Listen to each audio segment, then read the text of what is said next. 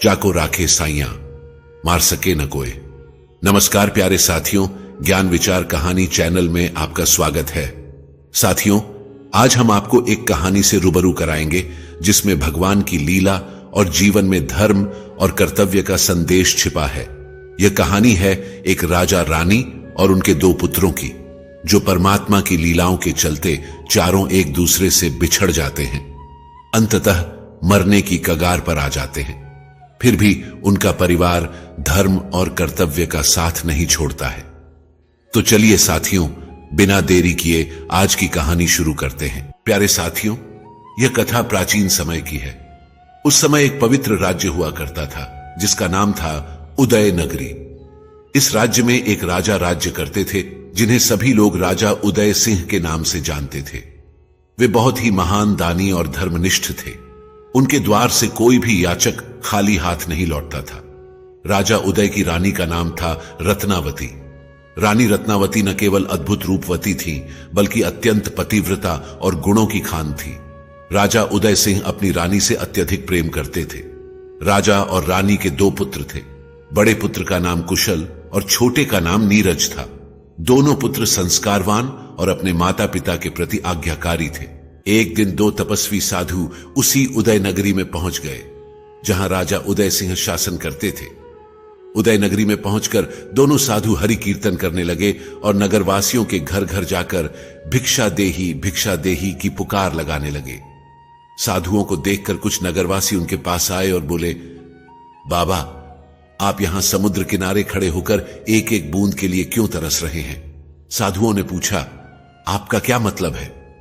नगरवासी बोले, महात्मा जी, सच तो यही है। आप हमारे नगर में आए हैं और यहां भी एक एक मुट्ठी अनाज के लिए भटक रहे हैं। इससे अच्छा तो यह है कि आप हमारे राजा महाराज उदय सिंह के पास चले जाएं।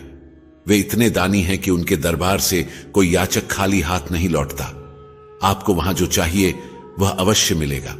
इसलिए हमारी बात माने और अब भी महाराज उदय सिंह के पास चले जाएं। हमें यकीन है कि वहां आपकी सभी इच्छाएं पूर्ण हो जाएंगी। साधुओं ने कहा, अच्छा, यदि ऐसा है तो हमें मार्ग दिखाओ। अब हम आपके महाराज के दरबार में ही भिक्षा मांगेंगे। कुछ समय बाद दोनों महात्मा राजा उदय सिंह के महलों के सामने पहुंच गए। जैसे ही साधुओं ने राजा के द्वार पर आवाज लगाई, भिक्षा देही, वैसे ही राजा के सेवक बाहर आए और बोले, महाराज, आदेश करें, आपको भिक्षा में क्या चाहिए? मैं आपकी आज्ञा अनुसार वह सामग्री अभी महलों से ले आता हूं। सेवक की बात सुनकर साधु बोले, हम बहुत ही तपस्वी साधु हैं और बड़ी दूर से आपके राजा की ख्याति सुनकर यहां आए हैं। हमने सुना है कि आपके महाराज अपने द्वार से किसी भी याचक को खाली हाथ नहीं जाने देते। हम भी एक विशेष इच्छा लेकर आपके राजा के पास आए हैं। यदि राजा हमारी वह इच्छा पूरी कर दें तो हमारा यहां आना सफल हो जाएगा। इसीलिए आप जाकर अपने महाराज को सूचित करें कि द्वार पर दो तपस्वी साधु खड़े हैं और उनसे मिलना चाहते हैं। सेवक ने महात्माओं के ऐसे वचन सुने तो हाथ जोड़कर बोला, महात्मा जी, आप यहीं ठहरे, मैं अभी महाराज को सूचित करता हूं। यह कहकर सेवक महलों के भीतर चला गया। कुछ समय पश्चात सेवक राजा की आज्ञा लेकर लौटा और बोला, चलिए, महाराज ने आपको दरबार में बुलाया है। दोनों साधु सेवक के पीछे पीछे दरबार की ओर चल दिए। जैसे ही दोनों साधु राजा उदय सिंह के दरबार में पहुंचे और राजा की दृष्टि तपस्वी पर पड़ी, राजा तुरंत अपना सिंहासन छोड़कर उठ खड़ा हुआ। वह महात्माओं के पास आया और बारी बारी से उन्हें प्रणाम करते हुए बोला, महाराज, यह मेरे जीवन का परम सौभाग्य है कि आज मेरे द्वार पर दो सिद्ध महात्मा पधारे हैं। यह मेरे लिए ईश्वर की असीम कृपा है। कृपया पहले आप आसन ग्रहण करें। यह कहकर राजा उदय सिंह ने अपने सिंहासन पर दोनों महात्माओं को बिठा दिया। फिर उसने आरती का थाल मंगवाया, महात्माओं की आरती उतारी और उनके चरण पखारे। यह सब करने के बाद राजा ने आदर पूर्वक पूछा, महाराज, कृपया बताएं, आपके यहां आने का उद्देश्य क्या है? किस लिए आप मुझसे मिलने आए हैं? राजा की बात सुनकर साधु बोले, महाराज, आपकी उदारता और दानवीरता की चर्चा चारों दिशाओं में है। यह कहा जाता है कि राजा उदय सिंह के द्वार से कोई भी याचक खाली हाथ नहीं लौटता। हम भी एक इच्छा लेकर आपके पास आए हैं। राजा उदय सिंह ने कहा, हाँ महाराज, बताएं आपकी क्या इच्छा है। क्या आपको अन्न चाहिए, सोना चांदी चाहिए या हीरे जवाहरात? आप जो भी चाहते हैं मुझे बताएं, मैं आपकी वह इच्छा तुरंत पूरी करूंगा। आप बस आदेश करें। साधु बोले, राजन, हम साधारण महात्मा नहीं हैं, हमें आपका यह सब कुछ नहीं चाहिए। राजा ने आश्चर्य से पूछा, तो फिर आपको क्या चाहिए? महात्मा समझाते हुए बोले, राजन, पहले हमें वचन दे कि हम जो मांगेंगे वह आप हमें देंगे। जब तक आप हमें वचन नहीं देते तब तक हम अपनी इच्छा आपके सामने प्रकट नहीं करेंगे। राजा उदय सिंह ने कहा, महाराज, आप यह कैसी बातें कर रहे हैं? आप मुझसे मेरे प्राण भी मांग लीजिए तो मैं वह भी हंसते हंसते दे दूंगा। कृपया अपनी इच्छा बताएं। साधु बोले, राजन, पहले हमें वचन दें, यह हमारा प्रण है। जब तक आप हमें वचन नहीं देंगे तब तक हम आपसे कुछ नहीं मांगेंगे। राजा उदय सिंह ने कहा, महाराज, यदि ऐसा है तो मैं आपको वचन देता हूं कि आप जो भी मांगेंगे वह आपको प्राप्त होगा। अब कृपया आदेश करें। जैसे ही राजा ने यह वचन दिया, साधुओं के मुख पर एक रहस्यमय मुस्कान तैर गई। साधु बोले, राजन, जब हम यहां आए थे तो हमारा उद्देश्य मात्र भिक्षा लेना था और फिर अपने स्थान पर लौट जाना था। लेकिन जब आपने हमें अपने सिंहासन पर बैठाया तो हमारे मन में एक नया विचार आया। हमने जीवन भर तपस्या की है, अब क्यों ना राजा होने का सुख भोगा जाए। इसीलिए राजन, हमें अपना राजपाट और सिंहासन दान में दे दीजिए। यही हमारी इच्छा है। आप चाहे तो इसे पूरा करें या अपने वचनों से मुकर जाएं, हम खाली लौट जाएंगे। साधु की इन बातों को सुनकर राजा उदय सिंह ने कहा, महात्मा जी, आज तक ऐसा कभी नहीं हुआ कि कोई याचक मेरे सामने आया हो और मैं उसे खाली हाथ लौटा दूं। यदि आपको मेरा राज्य चाहिए तो मैं अभी अपना ताज आपके सिर पर रख देता हूं। यह कहकर राजा ने अपना ताज उतारा और साधुओं को पहना दिया। फिर बोला, महात्मा जी, आज से आप इस राज्य के राजा हैं और मैं आपकी प्रजा। लेकिन मुनिश्रेष्ठ, मेरी आपसे एक विनती है। महात्मा बोले, कहो राजन, क्या कहना चाहते हो? राजा हाथ जोड़कर बोला, ऋषिवर, मैंने अपनी प्रजा को पुत्रवत स्नेह दिया है।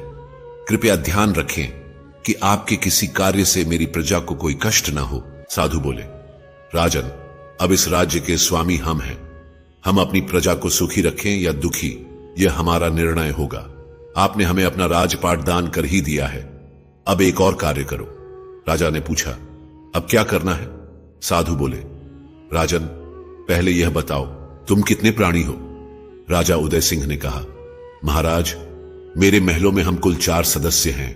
मैं, मेरी प्राणप्रिय रानी रत्नावती, मेरा बड़ा बेटा कुशल और मेरा छोटा बेटा नीरज। ऋषि बोले, राजन, हम नहीं चाहते कि आप हमारे राज्य में रहें और हमारे राज्य संचालन में कोई बाधा उत्पन्न करें। हमें किसी भी प्रकार का हस्तक्षेप स्वीकार नहीं।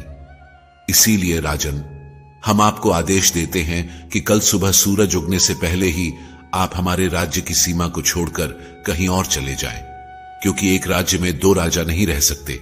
अगर आप यहां रहेंगे तो प्रजा आपको ही राजा मानेगी और हमें वह सम्मान नहीं मिलेगा जो राजा को मिलना चाहिए। इसीलिए राजन, सूरज उगने से पहले आपको यह राज्य छोड़ना होगा। राजा उदय सिंह ने कहा, महाराज, मेरे छोटे छोटे बच्चे हैं, मैं उन्हें लेकर कहां जाऊं? कृपा कर मुझ पर इतना बड़ा अन्याय न करें। मैं वचन देता हूं कि मैं आपके किसी काम में हस्तक्षेप नहीं करूंगा। ऋषि बोले, राजन, हमने जो कह दिया है वह अटल है। या तो आप यह राज्य छोड़ दें या हम यहां से चले जाते हैं। लेकिन ध्यान रहे, यदि हम खाली हाथ लौट गए तो आपका वचन टूट जाएगा। अब आप निर्णय लें कि वचनों का पालन करेंगे या राजा बनकर यहीं रहेंगे। साधु के इस जवाब को सुनकर राजा उदय सिंह कुछ देर मौन रहकर विचार करते रहे। अंततः उन्होंने कहा, महाराज, मैंने निर्णय कर लिया है। साधु बोले, कहो राजन, आपने क्या निर्णय लिया है? राजा उदय सिंह बोले, महात्मा जी, मैंने तय किया है कि मैं अपने वचनों का पालन करूंगा। आज रात ही मैं अपनी रानी रत्नावती और बच्चों को लेकर इस उदय नगरी से दूर चला जाऊंगा। साधु बोले, राजन, हमें आपसे यही अपेक्षा थी। अब आप महलों और राज्य को छोड़ने की तैयारी करें। और सुनो राजन, तुमने अपने सभी राजपाट का दान कर दिया है। अब महल की सारी वस्तुओं पर हमारा अधिकार है। इसीलिए जब तुम महलों से प्रस्थान करो तो यह ध्यान रहे कि तुम्हारे शरीर पर केवल तन ढकने वाले वस्त्र हों। राजसी वस्त्र, गहने, हीरे, जवाहरात सब हमारे हैं। यदि तुमने राज्य की कोई भी वस्तु साथ ले जाने की चेष्टा की तो वह चोरी मानी जाएगी। राजा उदय सिंह ने हाथ जोड़कर कहा, महाराज आप चिंता न करें, जैसा आप कह रहे हैं वैसा ही होगा। अब मुझे जाने की अनुमति दीजिए। साधु बोले, जाओ राजन, तुम्हें अनुमति है। साथियों, इस प्रकार राजा उदय सिंह साधुओं से अनुमति लेकर अपना राजपाट सौंपकर खाली हाथ अपने महलों की ओर चल दिया। कुछ समय बाद राजा अपने महल पहुंचे।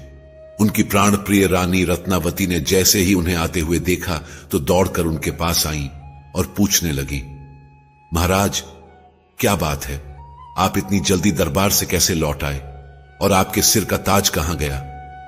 राजा उदय सिंह का गला भर आया। वह सोचने लगे कि रानी से कैसे कहें कि अब मैं राजा नहीं रहा, कैसे बताएं कि अब वह रानी नहीं रही और हमें यह महल छोड़कर दर दर भटकना होगा। रानी रत्नावती ने फिर पूछा, महाराज आप चुप क्यों हैं? आपके चेहरे पर इतनी उदासी क्यों है? कुछ तो बोलिए, मेरा हृदय बैठा जा रहा है। रानी की यह बातें सुनकर राजा उदय सिंह बोले, महारानी आज कुछ ऐसा हुआ कि एक साधु ने हमें भिखारी बना दिया। रानी ने पूछा, कैसे, ऐसा क्या हुआ? राजा उदय सिंह ने सारा घटनाक्रम रानी को सुनाया। कैसे दरबार में साधु आया, कैसे उसने सारा राजपाट और संपत्ति मांग ली। उन्होंने यह भी बताया कि अब महल के राजसी वस्त्र भी हमारे नहीं रहे, हमें केवल साधारण वस्त्रों में इस नगर को छोड़कर जाना होगा। राजा उदय सिंह ने कहा, महारानी वह साधु अब इस नगर का राजा है।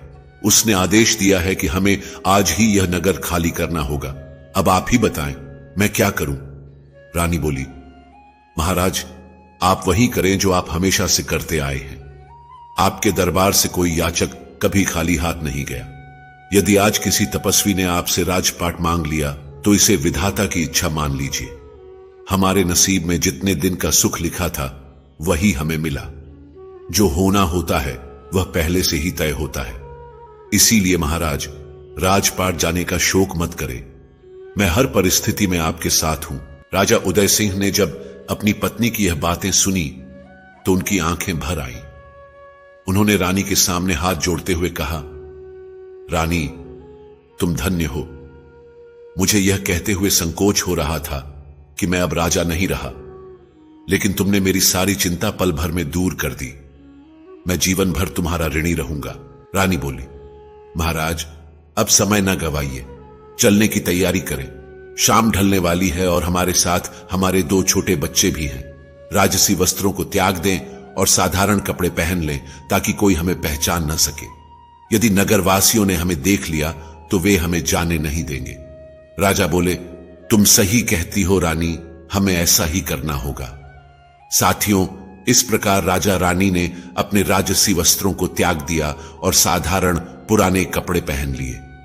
अपने दोनों पुत्रों कुशल और नीरज को साथ लिया और सबकी नजरों से बचते हुए जैसे कोई चोर चोरी छुपे निकलता है वैसे ही अपने महलों से बाहर निकल गए।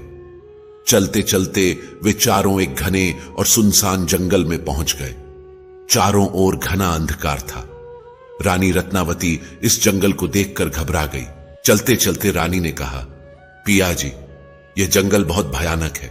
दूर दूर तक कोई इंसान नजर नहीं आ रहा। हमारे छोटे छोटे बच्चे भी हमारे साथ हैं। मुझे उनकी चिंता हो रही है। राजा उदय सिंह बोले, रानी चिंता तो मुझे भी हो रही है कि कहीं कोई जंगली जानवर हम पर हमला न कर दे, लेकिन हम अभी भी अपने नगर की सीमा के भीतर है।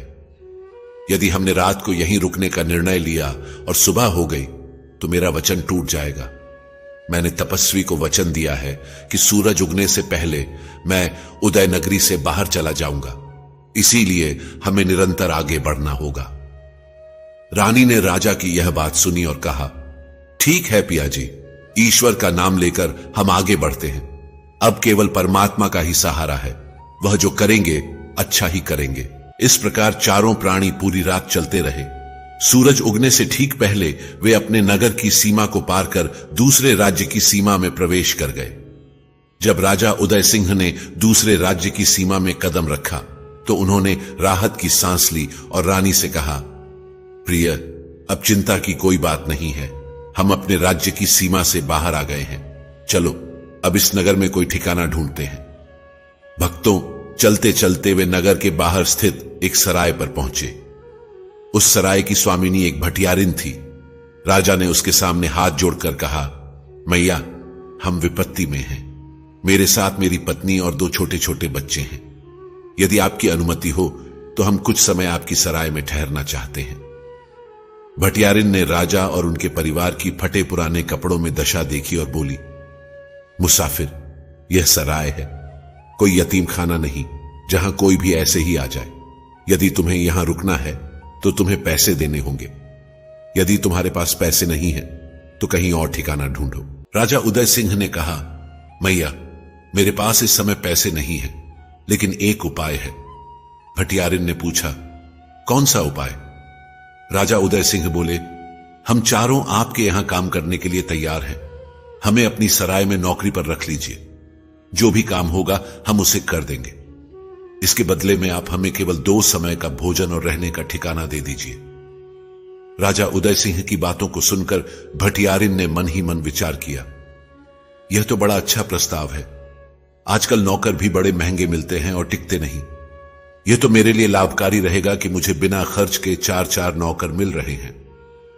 भटियारिन ने कहा, मुसाफिर, मुझे तुम्हारा प्रस्ताव मंजूर है, लेकिन मेरी कुछ शर्तें हैं।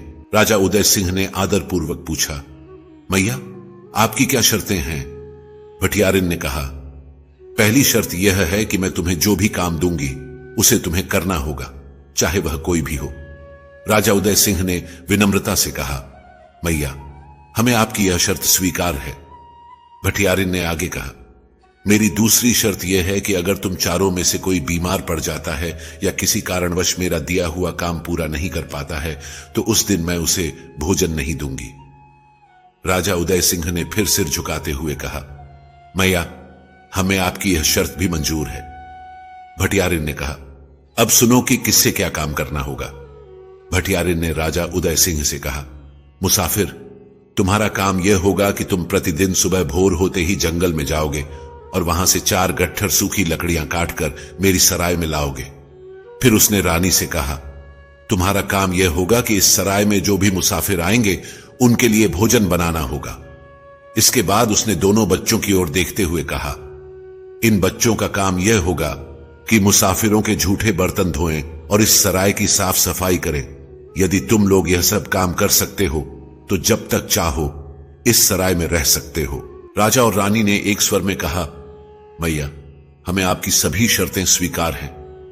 इस प्रकार चारों प्राणी भटियारिन के यहां नौकर बनकर रहने लगे। साथियों, यह भी किस्मत का अजीब खेल था।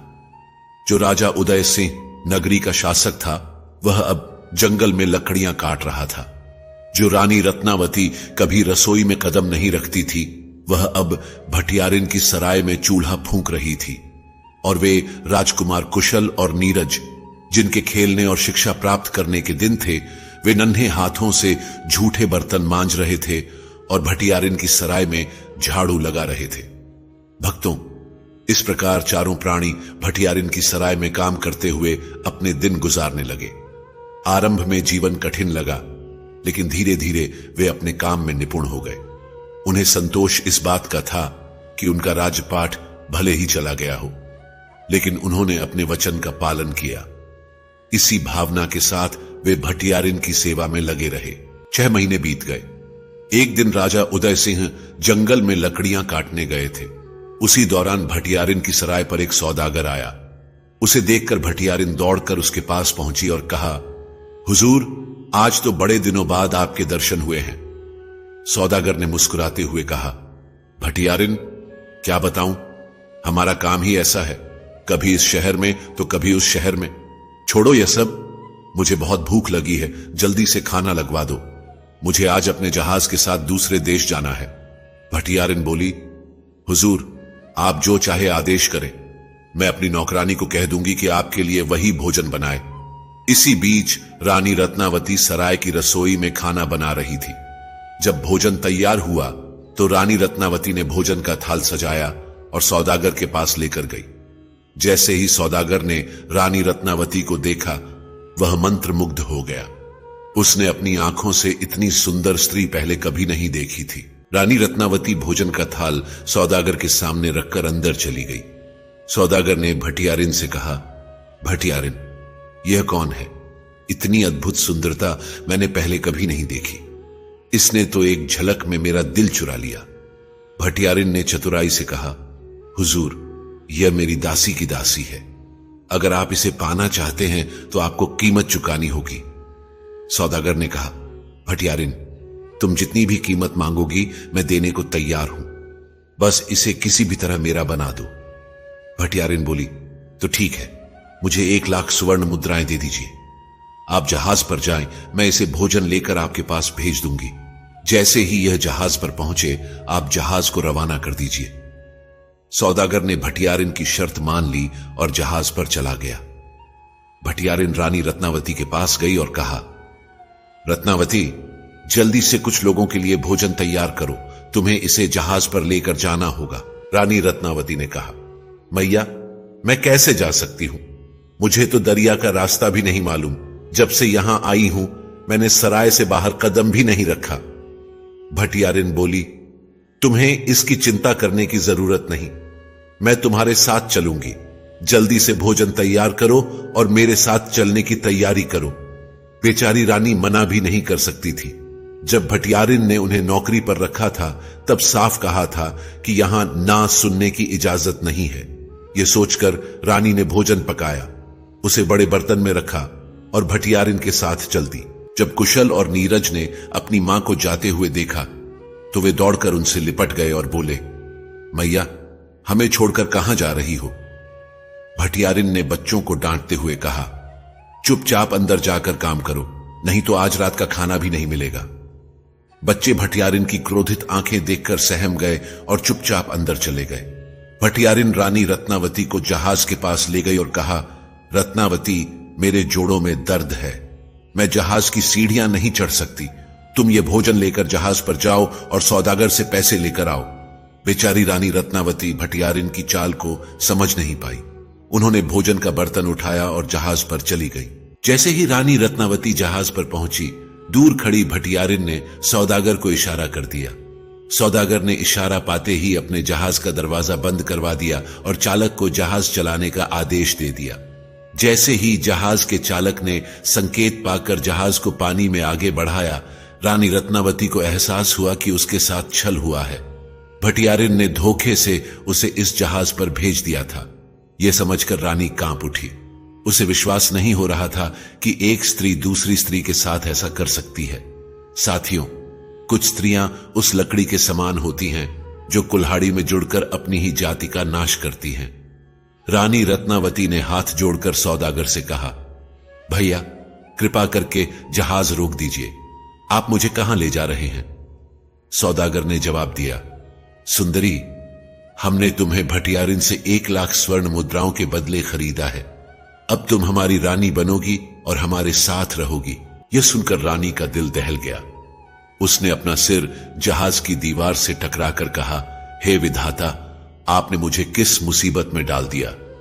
जैसे ही रानी ने सिर दीवार पर मारा, सौदागर आगे बढ़कर उसे पकड़ने की कोशिश करने लगा। रानी ने तुरंत कहा, सौदागर, वहीं रुक जाओ। मैं कोई साधारण स्त्री नहीं हूं, मैं उस राजा की पत्नी हूं जिसने अपने वचन की खातिर अपना पूरा राजपाट त्याग दिया। मैं एक पतिव्रता स्त्री हूं और कहा जाता है कि पतिव्रता स्त्री का सतीत्व अपने पति की रक्षा करता है, चाहे वह दूर ही क्यों न हो। यदि तुमने मुझे बिना मेरी मर्जी के छुआ तो तुम उसी क्षण जलकर भस्म हो जाओगे। सौदागर ने हंसते हुए कहा, सुंदरी, मुझे अपनी बातों से मत बहलाओ। मैंने बहुत अनुभव प्राप्त किया है और तुम्हारी बातों से डरने वाला नहीं हूं। भक्तों, जैसे ही सौदागर ने रानी को छूने के लिए हाथ बढ़ाया, उसे ऐसा लगा जैसे उसका शरीर भयंकर गर्मी से तपने लगा हो। घबराकर उसने तुरंत अपना हाथ पीछे खींच लिया। सौदागर बोला, ठीक है सुंदरी, मैं तुम्हें हाथ नहीं लगाऊंगा, लेकिन मेरी एक शर्त है। रानी ने कहा, बताइए, आपकी शर्त क्या है? सौदागर ने कहा, मैं 12 साल तक तुम्हें बिल्कुल नहीं छूंगा और तुम्हें अपनी बहन के रूप में मान दूंगा, लेकिन 12 साल पूरे होने के बाद जब 13वां साल शुरू होगा तब तुम मेरी पत्नी बनोगी। रानी ने कहा, ठीक है, मुझे आपकी शर्त मंजूर है। आज से आप मेरे धर्म के भाई और मैं आपकी बहन। साथियों, इस प्रकार रानी रत्नावती ने अपनी बुद्धिमत्ता और सतीत्व के बल पर अपनी रक्षा की। सौदागर ने रानी के लिए जहाज पर एक अलग कमरा तैयार करवाया और आदेश दिया कि कोई भी उस कमरे के पास नहीं जाएगा। दूसरी ओर भटियारिन सराय में लौट आई। कुशल और नीरज अपनी मां के बारे में पूछने लगे। उन्होंने कहा, काकी, हमारी मां कहां है? आप उन्हें अपने साथ ले गई थी, लेकिन अब तक वापस क्यों नहीं आई? भटियारिन ने गुस्से में कहा, मुझे नहीं पता तुम्हारी मां कहां गई। अगर ज्यादा सवाल किए तो बहुत मारूंगी। कुशल ने कहा, काकी, आप झूठ बोल रही हैं। हमारी मां आपके साथ गई थी। यह सुनकर भटियारिन भड़क गई और बोली, अच्छा, मैं झूठ बोल रही हूं? रुको, अभी तुम्हें सबक सिखाती हूं। यह कहकर उसने कुशल और नीरज को खूब मारा और उन्हें सराय से बाहर निकाल दिया। रोते बिलखते दोनों बच्चे जंगल की ओर भागे, जहां राजा उदय सिंह लकड़ियां काट रहे थे। बच्चों को इस हालत में देखकर राजा तुरंत बच्चों के पास आए और पूछा, बच्चों, तुम यहां क्यों आए हो? क्या हुआ? कुशल ने रोते हुए कहा, पिताजी, काकी हमारी मां को अपने साथ ले गई थी। अब वह तो लौट आई, लेकिन मां अब तक वापस नहीं आई। जब हमने उनसे पूछा तो उन्होंने हमें बहुत मारा और सराय से बाहर निकाल दिया। पिताजी, हमें मां के पास ले चलिए, हमें उनकी बहुत याद आ रही है।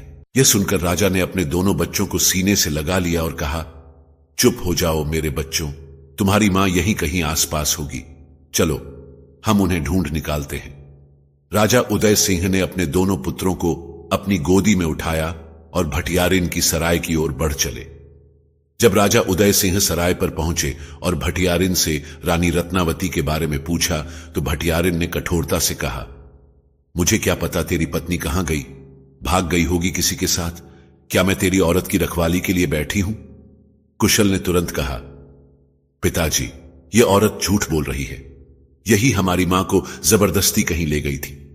हमारी मां जाना नहीं चाहती थी, लेकिन इसने उसे मजबूर किया। तब से मां वापस नहीं आई। राजा उदय सिंह हाथ जोड़कर विनम्रता से बोले, भटियारिन, हम पहले ही विपत्ति में हैं।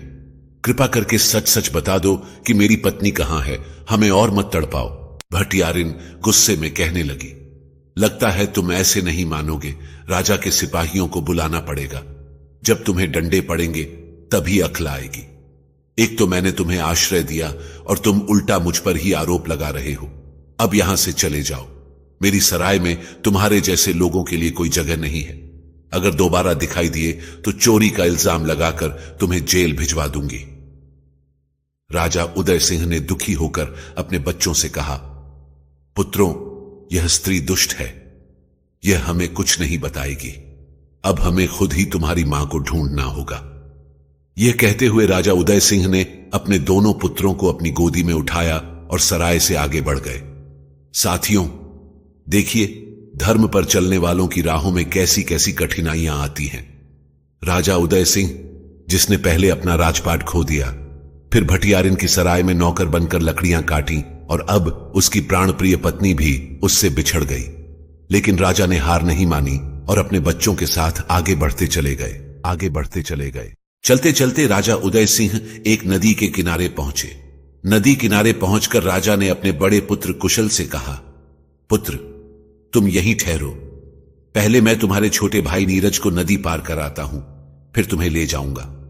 कुशल ने कहा, ठीक है पिताजी, पहले आप छोटे भाई को पार करा दे, फिर मुझे। राजा उदय सिंह ने अपने छोटे बेटे नीरज को कंधे पर बिठाया और नदी पार कराने लगे। उन्होंने नीरज को नदी के उस पार पहुंचा दिया।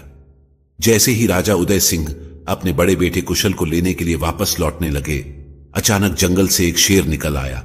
शेर धीरे धीरे छोटे बेटे नीरज की ओर बढ़ने लगा। नीरज ने शेर को अपनी ओर आते देख घबराकर चिल्लाया, पिताजी, मुझे बचाइए, यह शेर मुझे खा जाएगा। जैसे ही राजा उदय सिंह ने अपने पुत्र की आवाज सुनी, वह घबराकर पीछे मुड़े। इस घबराहट में राजा का संतुलन बिगड़ गया और वह नदी में गिरकर डूबने लगे। इधर कुशल नदी के दूसरे किनारे खड़ा अपने पिता के लौटने का इंतजार कर रहा था। उधर दूसरे किनारे पर खड़े नीरज को शेर अपने जबड़ों में दबाकर जंगल की ओर ले गया। इस प्रकार चारों प्राणी एक दूसरे से अलग हो गए।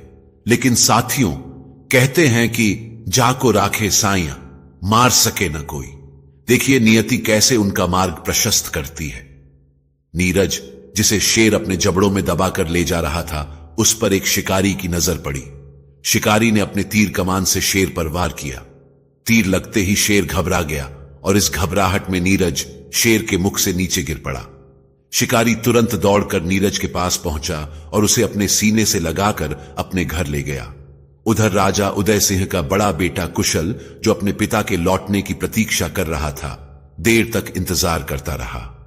जब उसके पिता नहीं लौटे तो वह रोने लगा और थककर नदी किनारे रेत पर सो गया। अगली सुबह उस नगर का धोबी अपने कपड़े धोने के लिए उसी किनारे पर आया। जैसे ही उसने कुशल को सोते हुए देखा, वह उसके पास गया और उसे जगाया। धोबी ने पूछा, बेटा तुम कौन हो और यहां नदी किनारे क्या कर रहे हो? कुशल ने अपनी पूरी कहानी सुनाई और कहा, बाबा मैं तो एक राजकुमार हूं, लेकिन अब मैं अनाथ हूं। इस दुनिया में अब मेरा कोई नहीं है। धोबी ने कहा, बेटा ऐसा नहीं कहते। जिसका कोई नहीं होता उसका ईश्वर होता है। आज से मैं तुम्हारा पिता हूं और तुम मेरे बेटे हो। चलो अब मेरे साथ मेरे घर चलो। इस प्रकार धोबी कुशल को अपने घर ले गया और अपने बच्चे की तरह उसका पालन पोषण करने लगा। उधर राजा उदय सिंह, जो नदी में डूब गए थे, उन्हें नदी की लहरें बहाकर एक ऐसे नगर में ले गईं जहां के राजा का देहांत हो चुका था। उस नगर की रानी ने ऐलान किया था कि अगले दिन ब्रह्म मुहूर्त में नगर के मुख्य द्वार पर जो भी पहला मुसाफिर मिलेगा, उसे ही वह अपना पति बनाएगी और वही इस राज्य का राजा होगा। संयोगवश राजा उदय सिंह उसी नगर में पहुंच गए।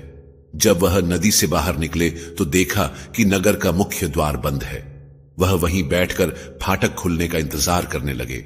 साथियों, जैसे ही ब्रह्म मुहूर्त में नगर का फाटक खुला, सैनिकों ने राजा उदय सिंह को फाटक के बाहर खड़ा देखा। उन्होंने राजा उदय सिंह को पकड़ लिया। राजा उदय सिंह ने कहा, सैनिकों, मैं निर्दोष हूं, मैंने कोई अपराध नहीं किया, आप मुझे कहां ले जा रहे हैं? सैनिकों ने कहा, कुछ देर शांत रहिए, आपको जल्द ही सब समझ आ जाएगा। थोड़ी देर बाद सैनिक राजा उदय सिंह को रानी के पास ले गए। रानी ने राजा उदय सिंह को प्रणाम किया, उन्हें हीरे जवाहरात से जड़ी माला पहनाई और कहा, महाराज, हमारी नगरी में आपका स्वागत है। आज से आप इस राज्य के राजा हैं और मैं आपकी रानी। अब इस राजकाज को संभालिए। राजा उदय सिंह ने रानी की बात सुनी तो कुछ देर तक उन्हें विश्वास नहीं हुआ कि यह सब सच है। उन्हें लगा कि यह कोई सपना है। लेकिन जब उन्हें राजसी वस्त्र पहनाए गए और उनके सिर पर ताज रखा गया तो उन्हें यकीन हुआ कि यह सपना नहीं बल्कि वास्तविकता है। राजा उदय सिंह ने मन ही मन सोचा, हे प्रभु, यह आपकी कैसी लीला है। जब मैं राजा था तब आपने मुझे फकीर बना दिया और जब मैं फकीर बना घूम रहा था तो एक पल में फिर से राजा बना दिया। हे ईश्वर, आप मेरे साथ यह कैसा खेल खेल रहे हैं? फिर उन्होंने सोचा, अगर यह प्रभु की इच्छा है तो इसे सहर्ष स्वीकार करना चाहिए।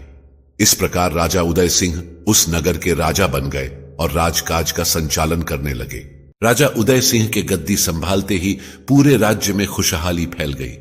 पहले जिस राज्य में घूसखोरी और रिश्वतखोरी थी, वहां अब न्याय और धर्म का राज्य स्थापित हो गया। राजा उदय सिंह ने अपनी नीतियां इतनी प्रभावी और न्यायप्रिय बनाई कि राज्य में सभी प्रकार की बुराइयां समाप्त हो गई। लोग एकता और प्रेम के साथ रहने लगे और चारों ओर खुशहाली फैल गई।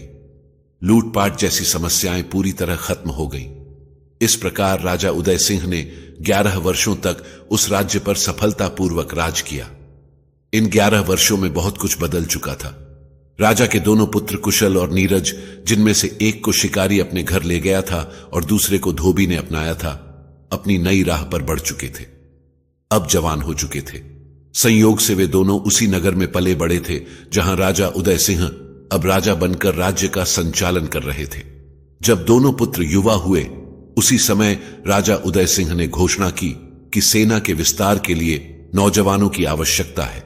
इसके लिए राजा ने एक प्रतियोगिता का आयोजन करवाया और कहा कि जो भी इस प्रतियोगिता को जीतेगा उसे सेना में शामिल होने का मौका मिलेगा। यह खबर जब कुशल और नीरज के कानों तक पहुंची तो उन्होंने अपने पालक माता पिता से अनुमति लेकर प्रतियोगिता में भाग लिया। उन्होंने अपनी प्रतिभा से प्रतियोगिता को सहजता से जीत लिया और इस तरह राजा उदय सिंह की सेना में सैनिक बनकर शामिल हो गए। दोनों अपनी जिम्मेदारियों को पूरी निष्ठा से निभाने लगे। लेकिन भक्तों, नियति की यह लीला देखिए। ना तो कुशल और नीरज को यह पता था कि वे दोनों सगे भाई हैं और ना ही उन्हें यह झात था कि राजा उदय सिंह ही उनके असली पिता हैं। दोनों को यही लगता था कि उनके असली माता पिता का देहांत हो चुका है। उधर समय अपनी गति से बीत रहा था और वह दिन करीब आ गया जिसका सौदागर बेसब्री से इंतजार कर रहा था। रानी रत्नावती का हाल यह सोच सोचकर खराब हो रहा था कि 12 साल पूरे होने को है और शर्त के अनुसार सौदागर उन्हें अपनी रानी बना लेगा। रानी दुखी होकर हर समय ईश्वर का भजन करती रहती थी और प्रार्थना करती थी, हे प्रभु, कोई ऐसा चमत्कार कर दो कि मेरे पति मुझे वापस मिल जाए। प्यारे साथियों, ईश्वर की लीला अद्भुत होती है। जो सौदागर रानी रत्नावती को धोखे से अपने जहाज पर बिठाकर ले गया था, वही सौदागर माल से भरा जहाज लेकर उसी नगर के किनारे पर पहुंचा जहां राजा उदय सिंह का शासन था। सौदागर ने राजा उदय सिंह के दरबार में जाकर निवेदन किया, महाराज, मैं एक पुश्तैनी सौदागर हूं और अलग अलग देशों में व्यापार करता हूं। इस समय मेरा जहाज आपके नगर के किनारे खड़ा है। कृपया मेरे जहाज की सुरक्षा के लिए कुछ सैनिक प्रदान करें। आपकी कृपा से मैं निश्चिंत होकर व्यापार कर सकूं। राजा उदय सिंह ने सौदागर से कहा, आपका हमारे नगर में स्वागत है। आप निश्चिंत रहें, आपके जहाज की सुरक्षा का जिम्मा हमारा है। जब तक आप इस नगर में व्यापार करें, आपका कोई भी सामान चोरी नहीं होगा। राजा ने तुरंत अपने दीवान को बुलाकर कहा, हमारे नगर के किनारे खड़े सौदागर के जहाज की सुरक्षा के लिए हमारी सेना के योग्य सैनिकों को नियुक्त करें। ध्यान रखें, जहाज का कोई सामान चोरी ना हो।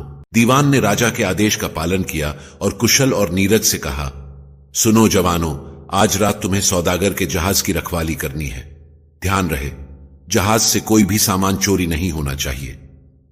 कुशल और नीरज ने आत्मविश्वास से कहा, दीवान साहब, आप निश्चिंत रहें। चोरी तो दूर, हमारे रहते उस जहाज पर कोई परिंदा भी अपने पर नहीं मार सकता। यह सुनकर दोनों नौजवानों ने अपने अस्त्र शस्त्र संभाले और जहाज की रखवाली के लिए निकल पड़े। साथियों, यह भादों की घनी अंधेरी रात थी। चारों ओर घना अंधकार छाया हुआ था। उधर रानी रत्नावती जहाज के कमरे में बंद अपने बिस्तर पर लेटी हुई ईश्वर से प्रार्थना कर रही थी। वह मन ही मन कह रही थी, हे प्रभु, 12 वर्षों तक मैंने किसी तरह अपनी इज्जत बचाई है, लेकिन अब आज से 3 दिन बाद यह सौदागर मुझे अपनी रानी बना लेगा। हे ईश्वर, अब मेरी लाज आपके ही हाथ में है। आप ही मेरी रक्षा कर सकते हैं। कृपा कर कोई चमत्कार कीजिए कि मेरे पति मुझे वापस मिल जाएं। अगर मेरे पति मुझे वापस नहीं मिले तो मैं अपने प्राण त्याग दूंगी, लेकिन इस सौदागर की रानी कभी नहीं बनूंगी। इस प्रकार रानी रत्नावती अपनी इज्जत और सम्मान की रक्षा के लिए ईश्वर से प्रार्थना कर रही थी। वहीं दूसरी ओर वे दोनों सैनिक जहाज पर पहुंचकर बड़ी मुस्तैदी से उसकी रखवाली करने लगे। आधी रात का समय हो गया था। पहला सैनिक दूसरे सैनिक से बोला, भाई, रात बहुत लंबी हो रही है और जैसे जैसे रात बीत रही है वैसे वैसे आलस बढ़ता जा रहा है। कोई ऐसी बात करो, कोई ऐसी कहानी सुनाओ जिससे यह रात कट जाए। दूसरे सैनिक ने जवाब दिया, हां भाई, ये तो सही है। अगर हमें आलस ने घेर लिया और इस दौरान कोई अनहोनी हो गई तो हमारे सिर पर कलंक लग जाएगा। पहला सैनिक बोला, यही तो मैं कह रहा हूं, इसलिए कोई अच्छी कहानी सुनाओ ताकि नींद ना आए। दूसरा सैनिक बोला, अच्छा बताओ, मैं तुम्हें कैसी कहानी सुनाऊं? अपनी बीती कहानी सुनाऊं या जग बीती सुनाऊं? तुम्हें कैसी कहानी पसंद है? पहला सैनिक बोला, भाई, जग बीती कहानियां तो सभी सुनाते हैं, आज मुझे अपनी बीती कहानी सुनाओ। मैं भी तो सुनूं कि तुम्हारी अपनी बीती कहानी कैसी है। प्यारे साथियों, इधर दोनों सैनिकों में यह वार्तालाप हो रहा था और उधर रानी रत्नावती अपने कमरे में बैठी उनकी बातों को ध्यान से सुन रही थी। वह सोच रही थी कि यह सैनिक कौन है और क्या बातचीत कर रहे हैं। कहीं ऐसा तो नहीं कि यह जहाज से कुछ चोरी करने की योजना बना रहे हैं। इसीलिए रानी कान लगाकर उनकी बातों को सुनने लगी। तभी दूसरा सैनिक पहले से बोला, सुनो भाई, अब मैं तुम्हें अपनी बीती कहानी सुनाता हूं। मित्र, यहां से कई मील दूर एक उदय नगरी है। उस पर महाराज उदय सिंह का शासन था। उनकी एक रानी थी जिन्हें सभी महारानी रत्नावती के नाम से जानते थे। राजा और रानी के 2 पुत्र थे। बड़े पुत्र का नाम कुशल था और छोटे पुत्र का नाम नीरज। चारों अपने महलों में बड़े सुखपूर्वक जीवन बिता रहे थे। एक दिन 2 साधु महाराज उदय सिंह के दरबार में आए। उन्होंने राजा उदय सिंह से उनका राज्यपाठ मांग लिया और उन्हें कंगाल बना दिया। साधुओं ने राजा को आदेश दिया कि वह अपनी पत्नी और बच्चों के साथ उनके राज्य से बाहर चले जाएं। राजा उदय सिंह, जो वचन के बड़े पक्के थे, उन्होंने साधुओं को अपना राजपाट सौंप दिया और अपने परिवार के साथ दूसरे नगर में चले गए।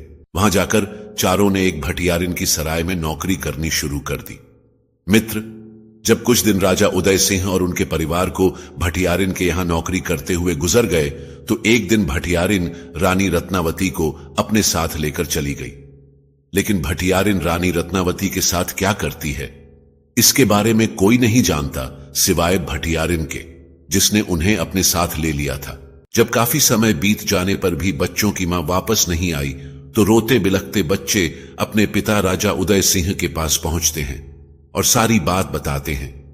बच्चों की करुण पुकार सुनकर राजा उदय सिंह अपने दोनों बच्चों को लेकर भटियारिन के पास जाते हैं और अपनी पत्नी का पता पूछते हैं। लेकिन भटियारिन राजा उदय सिंह को अपमानित करती है और उन्हें डरा धमकाकर सराय से बाहर भगा देती है। बेचारा किस्मत का मारा राजा अपने दोनों बच्चों को लेकर एक दरिया के किनारे पहुंचता है। वहां वह अपने बड़े बेटे से कहता है, पुत्र, तुम यहीं ठहरो, पहले मैं तुम्हारे छोटे भाई को नदी पार करवा देता हूं।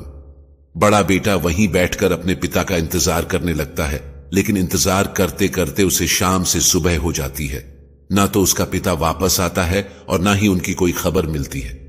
वह बेचारा अपने पिता का इंतजार करते करते वहीं नदी किनारे रेत पर सो जाता है। उसकी नींद तब खुलती है जब एक दयालु धोबी वहां आकर उसे जगाता है। वह धोबी बड़ा ही रहमदिल इंसान था। उसने उस बच्चे को अपने घर ले जाकर पाला पोसा और बड़ा किया। जब वह लड़का बड़ा हुआ तो उसने एक राजा की सेना में भर्ती होकर सैनिक बनकर अपना जीवन शुरू किया। आज जो सैनिक तुम्हारे सामने खड़ा होकर इस जहाज की रखवाली कर रहा है, वह और कोई नहीं बल्कि वही बच्चा है जिसे बचपन में अपने माता पिता और भाई से बिछड़ने का दर्द सहना पड़ा था। अब वह एक अनाथ की तरह एक सैनिक बनकर जीवन व्यतीत कर रहा है। मित्र, यही मेरी अपनी बीती कहानी है। साथियों, जैसे ही नीरज दूसरे सैनिक के मुख से यह बातें सुनता है तो वह तुरंत पहचान जाता है कि सैनिक के भेष में जो नौजवान खड़ा है वह कोई और नहीं बल्कि उसका अपना बड़ा भाई कुशल है। उधर जहाज के कमरे में बैठी रानी रत्नावती भी सैनिक की बातें सुनती हैं। जैसे ही वह यह कहानी सुनती है वह तुरंत पहचान जाती है कि यह तो उनका बड़ा बेटा कुशल ही है। तभी पहला सैनिक, जो नीरज था, दूसरे सैनिक से कहता है, भाई, तुम्हारी कहानी सुनकर मुझे भी अपनी कहानी याद आ गई। मैं भी तुम्हें अपनी बीती कहानी सुनाना चाहता हूं। मेरी कहानी भी वैसी ही है जैसी तुम्हारी कहानी है। तुम्हारी कहानी में एक धोबी उस बच्चे को अपने घर ले जाता है, लेकिन मेरी कहानी में एक शिकारी है। दूसरा सैनिक बोला, क्या मतलब? तुम कहना क्या चाहते हो? पहला सैनिक बोला, भाई, पहले मेरी पूरी कहानी सुन लो, तब तुम्हें सब बातें समझ आ जाएंगी। जब राजा उदय सिंह अपने बड़े बेटे को नदी किनारे छोड़कर छोटे बेटे को नदी पार करवाते हैं तो वे उसे दूसरे किनारे पर पहुंचा देते हैं। लेकिन जैसे ही वे बड़े बेटे को लेने वापस जाते हैं, जंगल से एक शेर निकलकर छोटे बेटे के पास पहुंच जाता है। शेर को देखकर छोटा बेटा भयभीत हो जाता है और अपने पिता को पुकारने लगता है। जैसे ही राजा उदय सिंह पीछे मुड़कर देखते हैं, उनका संतुलन बिगड़ जाता है और वे जलधारा में बहने लगते हैं। उधर वह नरभक्षी शेर छोटे बेटे को अपने जबड़े में दबाकर जंगल में ले जाता है।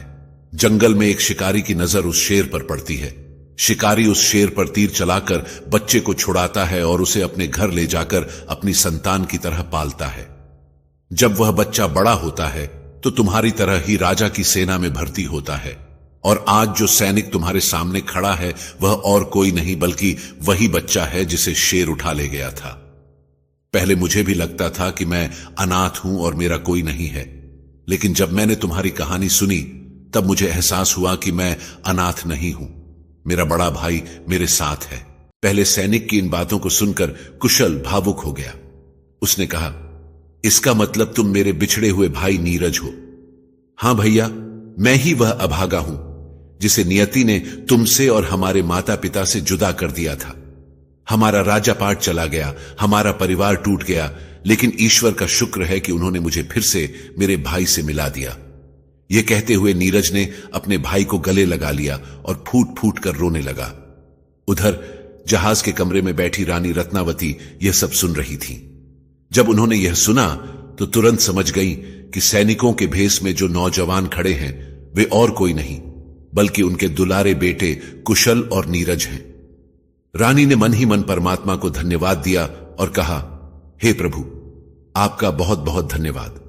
आपने मेरे बिछड़े हुए बच्चों के दर्शन करा दिए।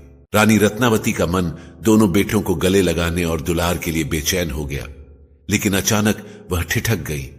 उन्होंने सोचा, यदि मैं इस समय अपने बच्चों के पास चली गई और किसी तरह यह बात सौदागर को पता चल गई तो वह मेरे बच्चों को नुकसान पहुंचा देगा। वह मुझे कहीं और ले जाकर बंद कर देगा।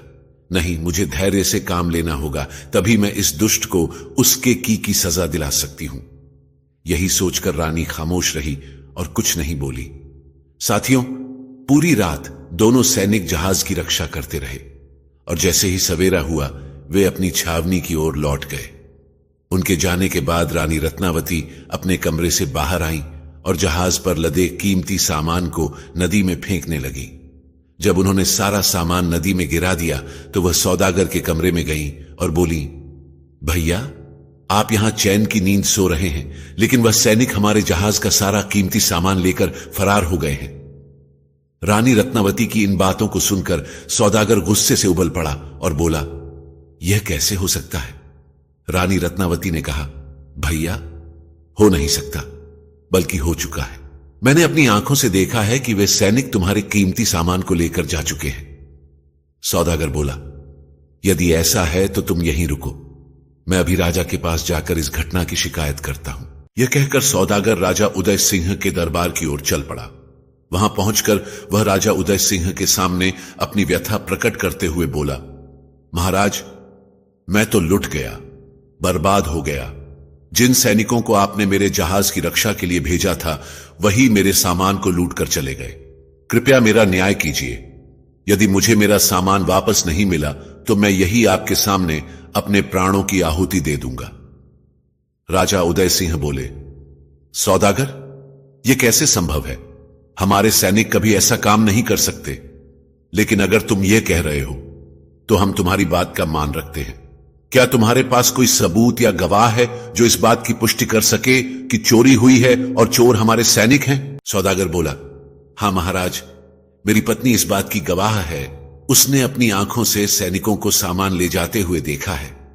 राजा उदय सिंह बोले, यदि ऐसा है तो तुम अपनी पत्नी को बुला लाओ। हम अपने सैनिकों को बुलाते हैं, अभी सच्चाई का फैसला हो जाएगा। सौदागर ने कहा, ठीक है महाराज, आप अपने सैनिकों को बुलाइए, मैं अपनी पत्नी को लेकर आता हूं। कुछ समय बाद राजा उदय सिंह का दरबार लगता है। राजा उदय सिंह अपने दीवान को आदेश देते हैं, दीवान, उन दोनों सैनिकों को बंदी बनाकर दरबार में लाओ जो रात में सौदागर के जहाज की रखवाली कर रहे थे।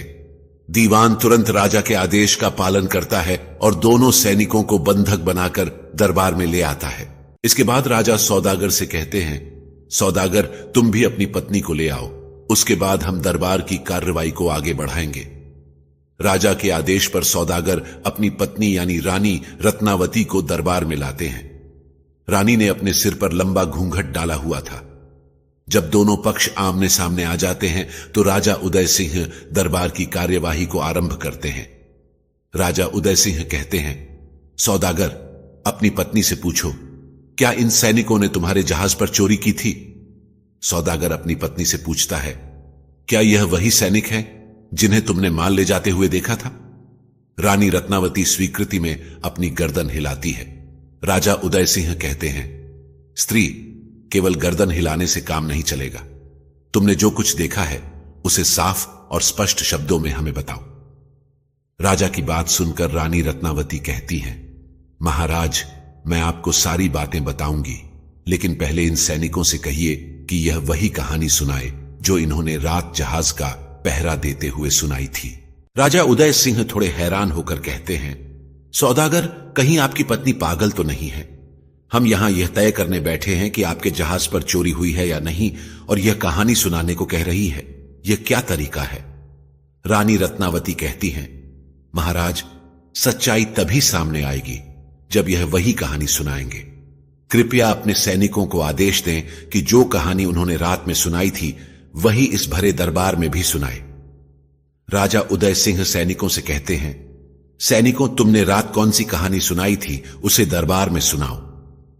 महाराज उदय सिंह के आदेश पर दोनों सैनिक वही कहानी सुनाते हैं जो उन्होंने रात जहाज पर पहरा देते हुए एक दूसरे को सुनाई थी। दोनों सैनिकों की कहानी सुनकर राजा उदय सिंह भावुक हो गए और बोले, सैनिकों, तुम्हारी कहानी में जिस पिता का जिक्र है वह पिता मैं ही हूं। जल में डूबने के बाद लहरें मुझे इस नगर तक ले आईं और यहां के लोगों ने मुझे इस नगर का राजा बना दिया। यह कहते हुए राजा उदय सिंह अपने सिंहासन से उठते हैं और अपने दोनों पुत्रों कुशल और नीरज को अपने सीने से लगा लेते हैं। कुशल और नीरज ने रोते हुए पूछा, पिताजी, हमारी मां कहां है? तभी सौदागर के पास खड़ी स्त्री ने अपना घूंघट उठा दिया और कहा, आओ लाल, मेरे पास आओ, मैं ही तुम्हारी माता रत्नावती हूं। यह कहकर रानी रत्नावती ने भी भरे दरबार में अपनी आप बीती सुनाई। उन्होंने बताया कि किस तरह भटियारिन ने धोखे से उन्हें सौदागर के हाथों बेच दिया और कैसे उन्होंने इतने सालों तक अपनी इज्जत की रक्षा की। जब सौदागर ने रानी रत्नावती के ये वचन सुने तो वह भीतर तक कांप गया। उसने महाराज उदय सिंह के सामने रोते हुए कहा, महाराज, मुझे क्षमा कर दीजिए, मुझसे बहुत बड़ी गलती हो गई। यह सब मैंने जानबूझकर नहीं किया, मुझे तो भटियारिन ने बहका दिया था। राजा उदय सिंह बोले, सौदागर, जितना गुनहगार तू है उतनी ही दोषी वह भटियारिन भी है। तुम दोनों ने हमें धोखा दिया और हमारे परिवार को दुख पहुंचाया, इसलिए सजा भी तुम दोनों को बराबर मिलेगी। राजा उदय सिंह ने अपने सैनिकों से कहा, सैनिकों, दक्षिण दिशा में 50 मील दूर एक चक्करपुर नगरी है, वहां एक भटियारिन सराय चलाती है। तुरंत वहां जाओ और उस भटियारिन को बंदी बनाकर मेरे सामने पेश करो। राजा का आदेश सुनते ही सैनिक शीघ्रता से गए और भटियारिन को बंदी बनाकर दरबार में ले आए। राजा उदय सिंह ने भटियारिन से कहा, भटियारिन, क्या तुम मुझे पहचानती हो? मैं वही तेरा नौकर हूं जिसने तेरे लिए जंगल में लकड़ियां काटी थीं, और यह मेरी वही रानी है जिसे तूने सौदागर को 1 लाख रुपए में बेच दिया था। राजा के ये शब्द सुनकर भटियारिन डर से कांपने लगी। उसने कहा, जहां पना, मुझे माफ कर दीजिए, मैं धन के लालच में आ गई थी। मैं पापिनी हूं, मैंने बहुत बड़ा पाप किया है, शायद उसी पाप की सजा मैं भोग रही हूं। यह कहकर भटियारिन ने अपना वस्त्र हटाया जिससे उसने अपना तन ढका हुआ था। राजा उदय सिंह ने देखा कि भटियारिन के पूरे शरीर पर कोढ़ फैल गया था। उसके घावों से दुर्गंध युक्त मवाद निकल रहा था। यह देखकर राजा बोले, भटियारिन, तुझे तो परमात्मा ने पहले ही तेरे पापों की सजा दे दी है, अब मैं तुझे क्या सजा दूं? इसके बाद सौदागर की बारी आई। राजा उदय सिंह ने अपनी रानी से पूछा, रानी, बताओ इस सौदागर को क्या सजा दी जाए जिसने तुम्हें और तुम्हारे बच्चों को 12 साल तक अलग रखा? रानी रत्नावती ने कहा, महाराज, यह सत्य है कि इसने मुझे धोखे से अगवा किया और मुझे मेरे परिवार से 12 वर्षों तक जुदा रखा, लेकिन यह भी सत्य है कि इन 12 वर्षों में इसने मेरा स्पर्श तक नहीं किया। इसने मुझे अपनी बहन बनाकर सम्मानपूर्वक रखा। इसीलिए महाराज, मैं चाहती हूं कि इसे जाने दिया जाए। जिस प्रकार परमात्मा ने भटियारिन को उसके कर्मों की सजा दी है, उसी प्रकार यह भी अपने कर्मों का फल भोगेगा। राजा उदय सिंह बोले, ठीक है रानी, यदि तुम ऐसा चाहती हो तो हम इसे जाने देते हैं। सौदागर ने राजा और रानी से क्षमा मांगी और वहां से चलने लगा। जैसे ही सौदागर जाने लगा, रानी रत्नावती ने पीछे से आवाज लगाई, ठहरो सौदागर, क्या तुम्हें तुम्हारा सामान नहीं चाहिए जो तुम्हारे जहाज से चोरी हुआ है? तुम्हारे जहाज से कोई सामान चोरी नहीं हुआ है। तुम्हारा सारा सामान दरिया में है, जाते जाते दरिया से अपना सामान ले लेना। प्यारे साथियों, इस तरह से चारों बिछड़े हुए प्राणी, राजा उदय सिंह, रानी रत्नावती और उनके दोनों पुत्र कुशल और नीरज एक दूसरे से मिलकर अत्यंत प्रसन्न होते हैं।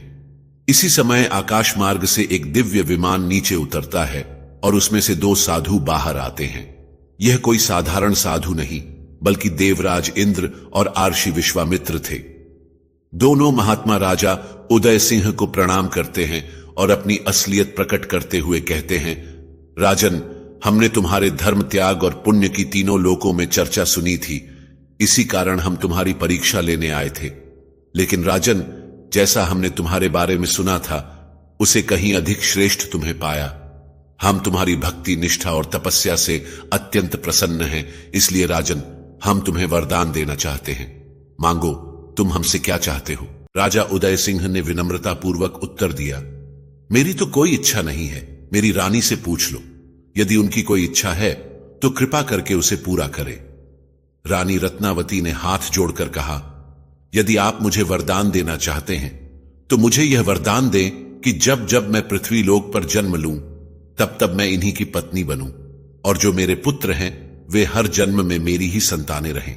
आर्षि विश्वामित्र बोले, तथास्तु, ऐसा ही होगा। इसके बाद आर्षि विश्वामित्र ने कहा, राजन, जो राज्य हमने तुमसे दान में मांगा था, वह राज्य भी अब हम तुम्हें वापस देते हैं। यह तुम्हारा ही है। यह कहकर आर्षि विश्वामित्र और देवराज इंद्र अपने विमान में सवार होकर स्वर्ग लौट गए। देवताओं के जाने के बाद राजा उदय सिंह ने एक राज्य अपने छोटे पुत्र नीरज को सौंप दिया और दूसरे राज्य का राजा अपने बड़े पुत्र कुशल को बना दिया। इसके पश्चात राजा उदय सिंह और रानी रत्नावती सांसारिक जीवन को त्याग कर तपस्या के लिए जंगल चले गए। तो साथियों, यह थी राजा उदय सिंह, रानी रत्नावती और उनके पुत्रों कुशल और नीरज की कथा। इस कथा में परमात्मा की अद्भुत लीला और धर्म पर चलने वालों की विजय का संदेश छिपा है। प्यारे साथियों, यह कहानी हमें सिखाती है कि चाहे कितनी भी कठिनाइयां आएं, अगर हम धैर्य और भगवान पर अटूट विश्वास बनाए रखें तो वे हमारी परीक्षा लेते हैं, लेकिन अंततः हमें हमारे विश्वास का फल जरूर देते हैं।